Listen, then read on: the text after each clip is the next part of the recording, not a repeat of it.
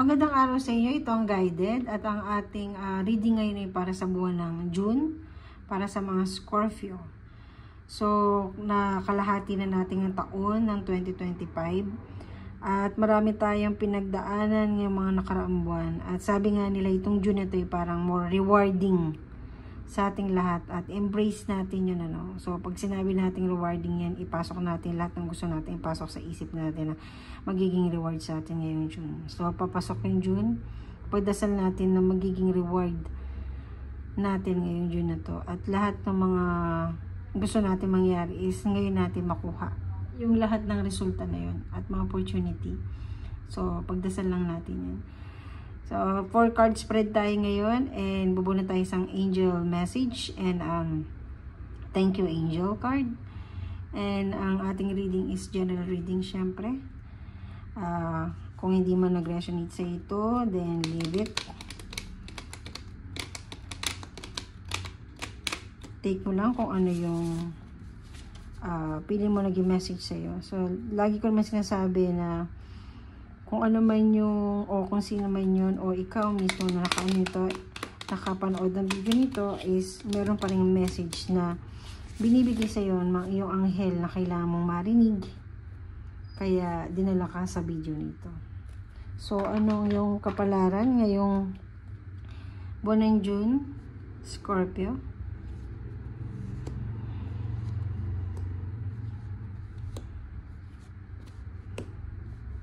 So, meron tayong 2 cards in reverse. So, ang pinaka general environment mo ngayong buwan na to, yung flow mo ng June na ito, Scorpio, it's about new people. So, kung pumapasok ka sa eskwelahan, kung estudyante ka, possible mga, syempre, bagong environment, at bagong pakikipagkaibigan, at kung sa trabaho naman ito, bagong isang pagkipagkasundo sa ibang tao o possible na matanggap ka ngayon sa isang company na matagal naman inaantay o isang legal matter na definitely mag-okay sa'yo. So, about pagkipasalamuha mo sa ibang tao ngayong June ito at bagong mga pakikisama or mga opportunity na ibibigay sa iyo na pagkakataon at mukhang a-approve ka naman dito, tatanggapin mo yung mga chances na yun ngayong June na ito.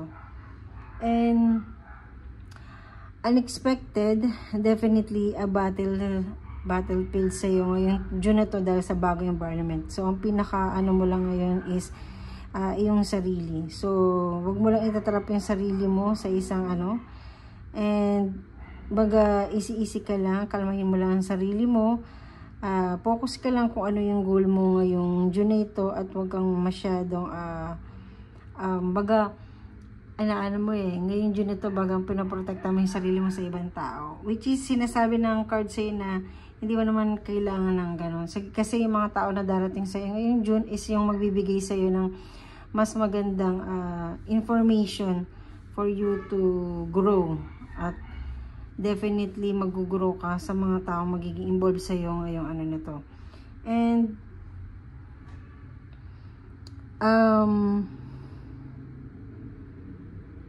ngayong June din ito, nakita ko na na medyo easy ka lang. Easy ka lang siguro dun sa mga sinasabi ko, desisyon. Baga hindi mo masyadong intindihin kung magkakaroon nito ng negative or positive na outcome. So, nakikita ko na medyo magansa yung part na yun. Baga lang, sinisecure mo na sarili mo lang sa ibang tao kasi ayaw mo mag-trust masyado ngayon June. But, kung pag-decision mo naman is parang ka naman, whatever the outcome, ganyan, hindi ako masyado magpapa-apekto. Na before, ikaw is masyado kang affected sa lahat ng baga, pinaplano mo lahat. Tapos, syempre, pag na-disappoint ka, siguradong ano ka, ibig sabihin devastated ka na. So ngayong June nakikita kong calm ka na dumating sa iyo yung mga bagay-bagay na tulad ng ganun. At kung ano man lang siguro yung mga natutunan mo, pag nag-stuck lang sa iyo, doon ka lang kukuha ng motivation mo, at doon ka lang din kukuha ng sarili mong learning, is yung kung ano na nakastuck na sa'yo. By the end of this month, which is reverse yung ating 7 of Wands, kung makikita mo sa picture, merong 2 tao dyan na gumagawa ng armor. So, makikita natin, yun nga, na by the end of the month, makikita natin more on confident ka na to show off sa ibang tao kung ano ka. Baga, hindi mo na kung nung unang palang pasok sabi natin sinisecure mo yung sarili mo sa ibang tao dahil ayaw mo magtiwala. By the end of the month is hindi ka na ganun. Kumbaga may kita nila kung sino talagang ikaw, at binibigyan mo yung pagkakataon yung ibang tao na makilala mo sila at makilala kanila, dahil hindi mo na masyadong tawag dito, yung hindi mo na masyadong kinikip yung sarili mo na kung hanggang saan lang pagkakakilala nila sa iyo at kung hanggang saan lang pagkakakilala mo sa kanila. So, itong June mo ngayon na ito, Scorpio, is about socialization, about people, relationship mo sa ibang tao, sa iyong bagong environment ngayong na to. So, kung matagal ka naman sa company, masasabi natin new opportunity to come. So, yung environment pa rin sa'yo kung ano yung iatag sa'yo na sitwasyon.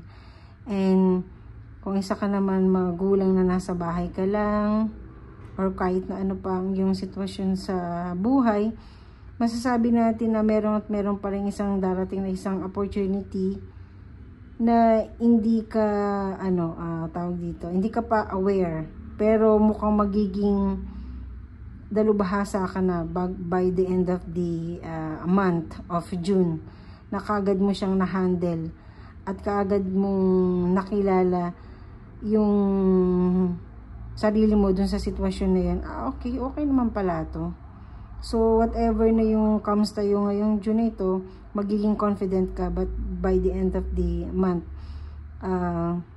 siyempre sinisecure mo lang sarili mo dahil hindi pa yun gaanong kalakas ng loob sa unang apak ng linggo ng June.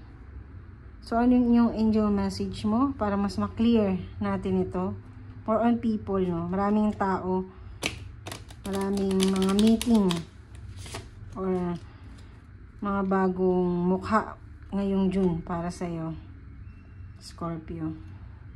So, yung angel message mo ay take action. So, whatever na dumating sa'yo na opportunity or chances ngayong June na to, take action lang. Kasi yun yung binigay sa'yo, at binigay sa'yo yung sorpresa ngayong June na to, hindi mo din naman siya actually masyadong inaasahan, but nagkakaroon ka na ng konting premonition nito. At masasabi natin na na guided ka ng iyong mga anghel, dahil alam niyang marami kang iniisip lagi. So, live your joy. So, thank you, angel, for supporting me as I follow my joy. So, kung ano man yung bibigay ng pagkakataon sa iyo ngayon, definitely mag-enjoy ka at the end of the month. At masasabi mo, dito pala talaga ako. At ito pala talaga ako. At ganito pala talaga ako. So, ini-enjoy mo. Kung ano man tong new opportunity sa'yo na parang medyo alanganin ka sa unang sipa ng linggo, ng June, masasabi natin yung flow mo at the end of June is, okay ka pala dito. Ito pala ang gusto mong gawin, at ito pala ako. At dito ako ito yung gusto kong gawin. At ito yung saan pumapasok ka siguro, or ginagawa mo siya nagbibigay sa iyo ng maraming inspirasyon sa iyo sa sarili mo, at mas nagkilala mo rin yung sarili mo ngayon June na ito, Scorpio. So sa ngayon, yun lang yung angel message, Scorpio, para sa buwan ng June. Tulad ng sinabi ko kanina, maraming tao sa yung involved ngayon June, at embrace lang, okay lang na huwag magtiwala ng 100% syempre. Pero bigyan pa rin natin pagkakataon yung ibang tao na makilala tayo at makilala din natin sila. Dahil hindi naman lahat nag-iisip na hindi maganda sa atin. So, dahil you are guided ng iyong anghel, siguradong ibibigay niya mga tamang tao sa iyo. Maraming salamat sa iyong pakikinig at panonood. And God bless sa iyong June, Scorpio.